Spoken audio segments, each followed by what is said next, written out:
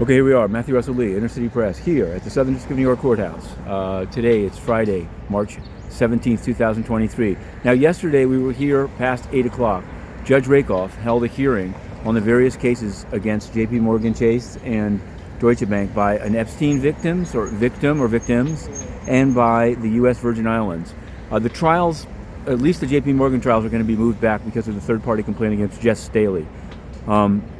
Judge Rakoff had serious questions about why they didn't serve him directly, why they agreed to serve him through a guy called Brendan Sullivan, who said that today, St. Patrick's Day, is a holy day. There was a lot of good-natured banter, and that's one of the reasons that it went from 4:20 to about 8:20 p.m. But there was some damning material about Mr. Jamie Dimon, and at the end, there was an interesting threat by Judge Rakoff to have the marshals bring in the head of FinCEN, because the plaintiffs want to see the suspicious activity reports that the banks filed or didn't file regarding Jeffrey Epstein.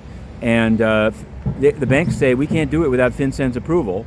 And Rakoff said, well, really, maybe we're going to have a hearing. Tell FinCEN that if they don't give the okay, we're going to bring them in, and if necessarily with the marshals, into the courtroom. So that would be a first, and we would be there, and it would be absolutely excellent. Yesterday, at a smaller level, that is to say, in the magistrate's court, the appearance of one Elliot Resnick. He was employed by a newspaper called the Jewish Voice, Jewish Press, in January 6th, and he was inside the Capitol. And he wasn't arrested then. Now, how long is it afterwards? Now he's been arrested. There's some dispute. Their complaint said that they followed all of the DOJ protocols about arresting somebody that's a journalist. And I've received many emails saying, of course, he wasn't a journalist. It's something to definitely take a look at, because whatever your politics are, they could flip it around and do it the other way.